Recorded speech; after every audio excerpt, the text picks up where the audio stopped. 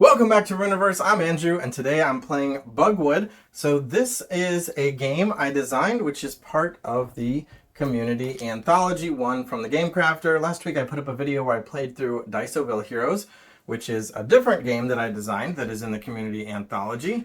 And as you can see, there are 78 different games. I talked about it a little bit more in the previous week's video, Diceville Heroes, so you can check that out.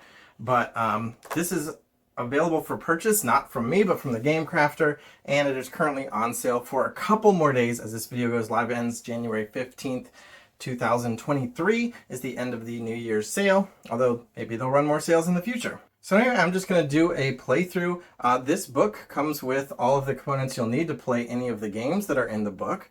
And for this game, we're going to start out with these components here, as well as a couple of the dice that it comes with. Diceville Heroes, last week's video, plays only 3 players. This one plays up to 4, but I'm going to play a 3-player game just so you can see how it works. This one is a little bit lighter, easier to learn, less strategically in depth than Diceville Heroes, which will be beneficial for a lot of people who prefer that. So let's just go ahead and get started. The first thing I'm going to do is roll these 2 6-sided dice. One is first, that's going to be a 6 and a 5, and that maps up to a particular position on the map, which happens to be way over here. So we have kind of a drastic angle here, but this is the space that we just rolled, 6, 5. You can see from those 2 little dice symbols, you can see that it has this circle inside of a square icon, and that means either a cube or a disc can be played there. So a cube fits snugly like that, or a player disc fits snugly like that. And it has 2 possible results. If you were to put a cube there, you would immediately gain 2 more cubes from your reserve. So each player has started with a supply of items. So here you can see the blue player's supply. They got 4 cubes, 2 discs, and 1 meeple. And off to the side, each player has 4 more cubes, 4 more discs, and 3 more meeples. So if the blue player put a cube here, they would gain 2 of their blue cubes from their reserve into their supply. If they put a disc here, they'll gain 2 discs from their reserve into their supply. We're actually going to start with the red player, and they have because that was the position that we rolled, they have the option to place here or on any of the adjacent spaces. And I think they're actually going to make a bold first move, and they're going to put a meeple on this corner space, claiming that. So it says it's worth 5, 7, 10, or 15 points if you occupy 1, 2, 3, or 4 of these butterfly hexes. So they claimed 5 points right off the bat. They've used their only meeple that they start with. And that ends the red player's turn. So they're the first player. We started with this position, but they chose to go in an adjacent space. And from here on out, players can place anywhere adjacent to a space that has somebody's piece on it. So we'll go to yellow next, and they can go to here, here, or here. And discs are a little bit hard to get, so I think they're going to do that space that we looked at a moment ago, and they're going to place a disc here in order to get 2 more discs from their supply into their reserve. Now blue is next, and they can go to any of the spaces around that. So there are now 5 options. So it's not a super thematic game, but I guess I should read the theme to you real quick. So there above you can see the player's reserves off to the side. But it says, you and the other kids have your trusty nets and baskets and are headed into Bugwood in search of the coolest bugs, find awesome insects and beautiful flowers to collect the best stuff and win the game. So you can imagine that you have this little Bugwood sign on your way into the woods. And in fact, starting in the corner here is kind of thematically perfect, because maybe we'd come into Bugwood from that angle. But again, not a super thematic game. And I think blue is going to do the strategy. So red has kind of gone a little bit brave to try to score these corner hexes. Blue is going to do the different strategy, because that's kind of the long game. And in fact, yellow is also playing the long game. They made a move to get more pieces. But if you run out of pieces in your reserve, you end the game. And I think that's what blue is going to try to do. So they're going to send their disc here, and that is a grasshopper space. Well, it doesn't really matter that it's a grasshopper, but if you put a disc there, you get 3 points. And so potentially in 6 turns, they will have played the rest of these pieces and trigger the end of the game. Red is next, and they would like to get up to this other corner here. And so, but they don't have another meeple anyway, so they're actually going to send their disc to this space, which says they gain a meeple. So they got another meeple into the reserve. Yellow's going to make a brave move.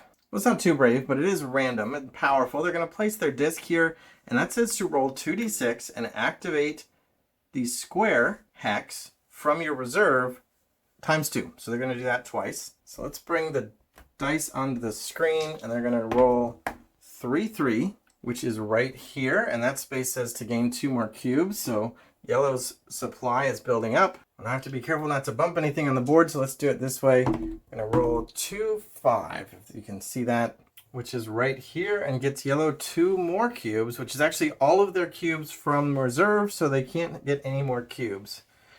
And now that pieces have spread out a little bit randomly, the options open up quite a bit. I think blue's actually going to claim this space, which says it is worth 2 points for every ladybug hex you occupy. And the ladybugs are on these diagonals, so that little bad drawing indicates that this is an X. All these spaces along those X's here and here contain ladybugs, and that'll be worth 2 points for each of them. Although I'm actually realizing a lot of those spaces give you more pieces, and since blue's going to try to run themselves out of pieces, they're actually going to go here, which is the same thing but for ants, and the ants are along this line, so each space on the line has an ant in it.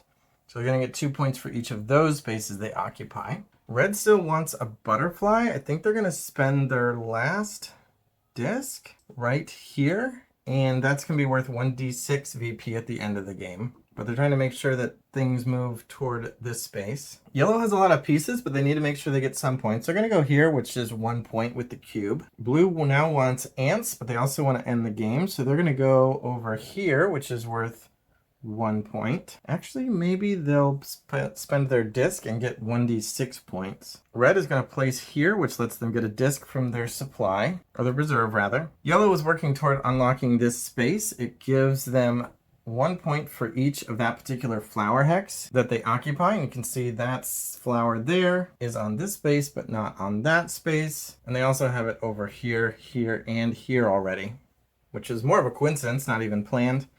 Although they did plan to go up and get that once this had been unlocked. And of course, if you see what your opponents are doing, you can try to block them. For example, if red does unlock this space, someone might want to block them, except for that currently red is the only one with a meeple available. Now blue has 4 more cubes with which to try to end the game, but none of these ant spaces available to them are worth points. This one is, but nobody is placed next to it. So these are all considered like adjacent. Like you can just consider this is kind of in the way, but just consider it all connected. That just confused some people, I guess. I wrote adjacent here with an arrow. I wrote adjacent here with an arrow, but it's not just these that are adjacent. Everything is connected.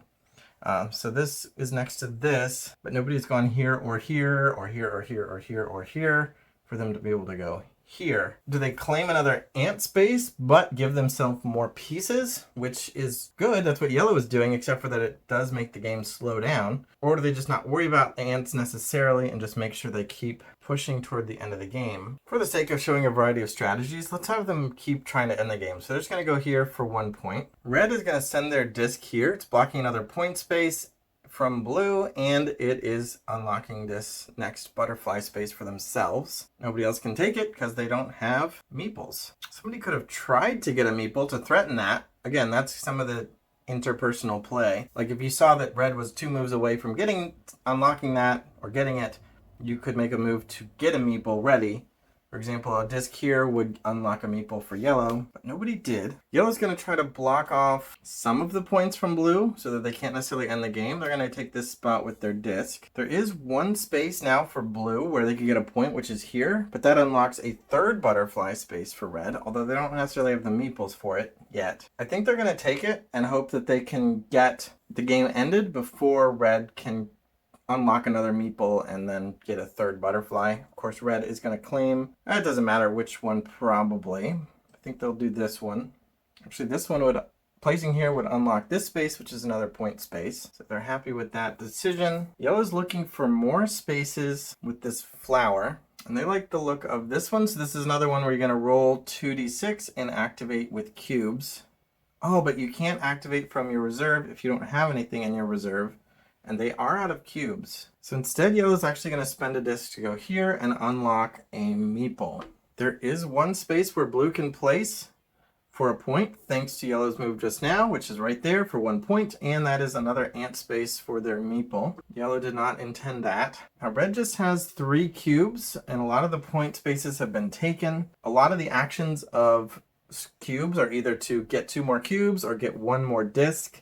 or get 1 point. And since blue's been taking all of the point spaces, red is pretty much relegated to unlocking pieces. They would like to get another meeple, so they don't know if the game will last that long, but they're going to try. The best way to get a meeple is to use a disc, so they're going to use a cube to get a disc, hopefully without unlocking any more point spaces. It looks like they can do that right there. Yellow got their meeple because they wanted to go here under the ladybug space, 2 points per ladybug, again across these diagonals, so they already have 2 placed across there. Blue has 1 more cube. Is there a point space? And there is one that I had missed right here, worth 1 point, which means blue is out of pieces. When you're out of pieces, you end the current game round, so everyone has the same number of turns. Blue went last though, so the game is over. Red's next moves would have been to try to turn a disc into a meeple and then get a 3rd butterfly, so that would have taken them 2 more moves to complete that plan. Yellow would have probably just kept placing across ladybug spaces, especially if it also had this matching flower, so this space would have been perfect. But blue has ended the game, so all that's left to do is score. You can also imagine that if there were 4 players, or if the game were allowed to go on a little bit longer, if blue hadn't been rushing things, or had been prevented from rushing things, because I think that was just the only point space, and if they didn't have a point space, they would have had to make a move that gave them at least 1 more piece, thus extending the game. But there is you can play with 4. There's also white, which is included with the book as well. And so the map can fill up. If the map is full, that also ends the game. But some other components that the book comes with are these player dice. So in addition to the white ones that we were rolling, the game comes with 6-sided dice, 2 of each color. And I'm just going to use those to score. So blue got, again, taking a close-up look here, you can see a cube is here. Cubes are worth 1 point on this space. Yellow used this space just to get a meeple, so that won't be worth any points. There's a blue disc here, so disc on this space is worth 1d6 VP. And then we have the spaces like this counts flowers, this counts ladybugs, this counts ants. So everything we talked about, just hopefully that's all clear.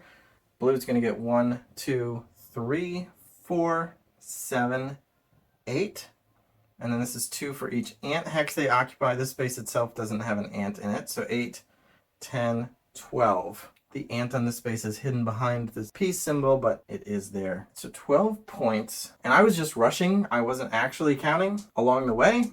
Strategically speaking, you probably would want to count, be actually tracking your and your opponent's running total as you play. Yellow's got 1 here, 3 here is 4, 1 for each of these flowers, so 5, 6, 7, 8, and 2 for each of their ladybug hexes, so 10, 12. Looks like they actually tied, so that's interesting. And then red has the butterfly, 2 of the butterfly spaces worth 5, 7, 10, or 15 if you occupy 1, 2, 3, or 4. They have 2 of them, that's already 14 points, plus this is 3 points is 17, and this one here was 1d6, so I'll just roll that. 2, not very good for a disc, but that's 19 points total, and I guess blue really should not have tried to end the game because it was very clear that red had a big advantage with those 2 butterflies if I'd been paying attention, but the point of the video was just to show you how the game works, not to show you how to play optimally. So as is the case with the rest of the book, this is just kind of a quick, simple, fun game to have around, something you can pull out quickly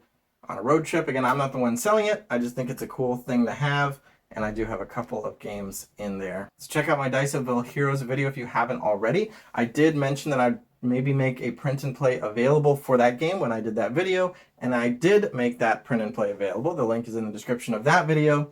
I'll probably end up doing the same thing or something similar just so you can it's just 2 pages, you just print it out as long as you can provide the rest of the components yourself. But anyway, thanks for watching. Let me know what you think in the comments. Subscribe so we can get more subscribers, and bye.